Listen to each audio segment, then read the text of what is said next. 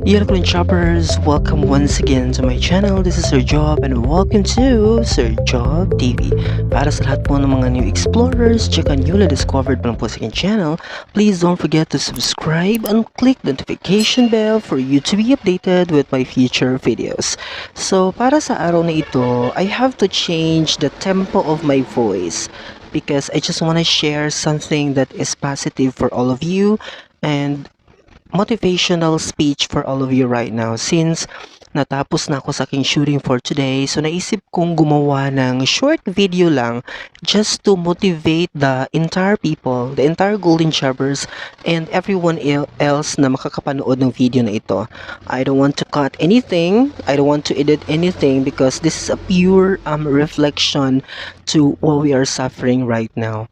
So I'm sure that for those who are watching in this particular video, iba't iba ang problema ang ating dinadanas, iba't ibang problema ang ating kinakaharap for this particular moment. I just want to say to all of you right now who are watching, keep fighting for your battles and keep trusting the Lord, for everything that we are going through at this very moment. I want you to be strong enough because just like me and everyone else in this world, we are constantly facing the life's battle. Sometimes, dumadating sa punto na nawawalan tayo ng energy to fight for our battles. Sometimes, nawawalan tayo ng space, where to run, where to go, in this particular situation right now, especially that we are facing the pandemic. May mga pagkakataon na walang-wala na tayo and we don't know where to run, no? I've been into that kind of situation also. Thankful lang ako kasi pinanganak talaga akong matapang, and I am really willing to face all the battle in life, kung ano man yung i-encounter ko sa buhay. I just wanna motivate the entire people right now na kung ano man ang problemang pinagdadaanan ninyo, whether it is all about the financial, kasi pinaka-problema natin ngayon, we are facing the pandemic and aside from that, nagkakaroon tayo ng mga unemployed people, walang trabaho, walang makain yung iba, At saka nagkakasakit yung ibang tao, problema with facing the virus and everything else. Ang dami nating hinaharap ngayon. And some of you might be thinking of ending your life because of that situation. Some of you might be thinking of killing yourselves. And some of you might be praying right now na, Lord, please kunin mo na lang ako kasi ang hirap na po ng buhay. Life is this kind of feature. We cannot get out from this. This is the reality of life, no? We are here, we live to survive. Parang kumbaga ipinanganak ka, but at the end of the day, you know that life has ending. You know that after crossing that particular purpose of yours in this world, maglalaho ka, no? Sometimes I'm afraid. I don't know if you are not afraid within yourself, but sa akin kasi parang nakakatakot isipin na we know that at the end of our purpose, once we already fulfilled our purpose in this world, we have to say goodbye. And that's reality. Everything that you can observe, everything that you can see are all temporary things. Okay? Pinahiram ito sa atin ng Panginoon.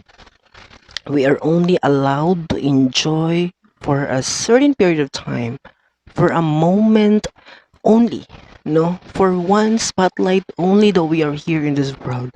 Mahirap isipin. Kaya, my only advice to those people na makakapanood ng video na ito, let's keep the faith in God and ipagpatuloy natin ang maging mabuting tao sa ating kapwa.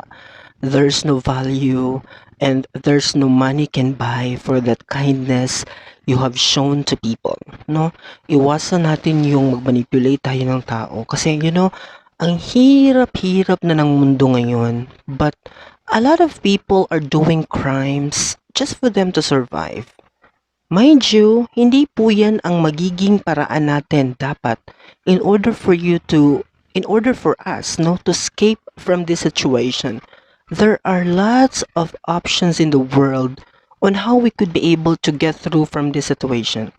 Sana po wag nating idaan sa masamang bagay. Sana wag nating i-manipulate ang situation. Sana wag nating sirain ang buhay ng ibang tao. Sana wag tayong manira ng buhay ng iba. No, yung kumbaga opportunity niya ito. Wag mong agawan ang opportunity niya. Wag mong sirain ang opportunity niya that supposedly sa kanya dapat ito. No? There are things like that. Kasi na-observe ko ang Panginoon, we constantly reminding us na God constantly reminding us na, "Hoy, gumising na kayong lahat." Ang daming mga signs. But yung ibang tao, we kept on blinding ourselves. Nagbubulag-bulagan tayo for the reality. Nagbubulag-bulagan tayo para sa mga nangyayari ngayon sa ating bansa.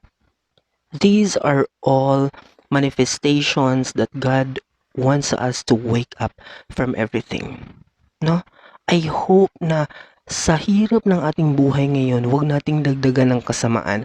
Huwag nating sirain pa ang buhay natin. Because we find ways that we could be able to surmount this particular situation. Kasi lahat ng tao may problema, lahat ng tao may pinagdadaanan. Ako mismo sa aking sarili, I have a lot of things to fight, especially this year. Diyos ko Lord, ang daming problemang dumating sa buhay ko. Pero I know that once I'm still alive, I know that there's still chance for me to solve all of these problems. No? Naniniwala ako na may pag-asa. Naniniwala ako na there's always a light at the end of every darkness na pinagdadaanan natin sa mundong ito. So, I hope that you will keep fighting for your life and you will keep inspiring the world kung ano yung nangyayari. You know what, Golden Jobbers, I just want to share one of the experiences I had yesterday. Just yesterday, sumakay ako ng multicab and then nakita ko yung isang tao, isang tatay na I think mga 50 to 60 years old na siya. And may bitbit na yung 4 na sako ng jackfruit. You know what is jackfruit? Yung nangka or langka here sa amin. Super bigat. Okay? Tapos, kinarga niya, isinakay niya dun sa multicab na kung saan ako nakasakay. Sobrang naawa ko sa kanya. Kasi you know, how difficult it is to imagine that in order for them to survive in a day, kailangan niyang kumuha ng mga langka, hindi ko alam kung saan niya kinuha yun, and to deliver the city, no? Tapos hindi pa natin alam how much is the langka after that particular situation, 'di ba? We don't know how much. So, nakita ko si tatay nakatunganga siya sa bintana ng multicab and then I know that he has a problem to be solved. Ang hirap po, no? Ako, I'm already a professional pero marami pa rin akong kinaharap ng mga problema. How much more those people who are working in the field, who are working in agriculture, no? Yung product lamang ng agriculture ang kanilang inaasahan, something like that, at saka hindi pa talaga siya constant. I can't imagine the situation right now. And that particular moment is only one of all those struggles that in different walks of life can be pictured out today. Mahirap po ang situation. Kaya I hope that you will constantly praying not only for yourself, not only for your family, but for the entire world. Let us pray na sana matapos na ang COVID-19, na sana bumalik na ang buhay nating mga Filipino and bumalik na ang buhay ng buong mundo sa normal in a situation where we enjoyed before. Sana po bumalik na, no? Just in order for us na ma-secured na rin yung situation ng every families here in the country. I hope so. That's what I'm praying today.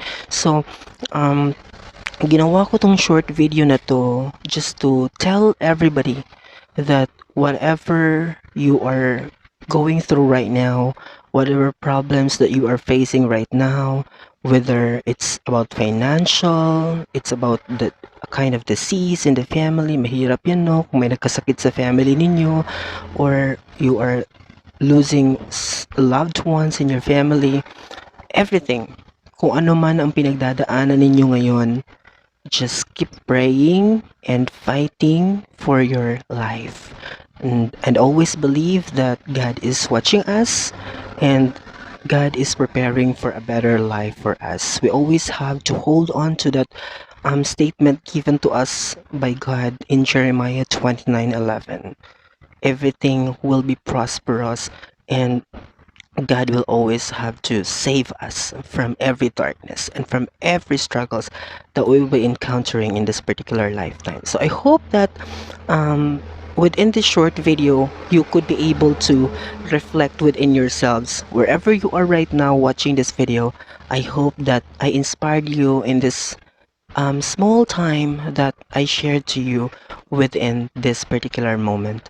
So thank you once again, Golden Jobbers, for watching. Keep safe, everyone. Bye bye.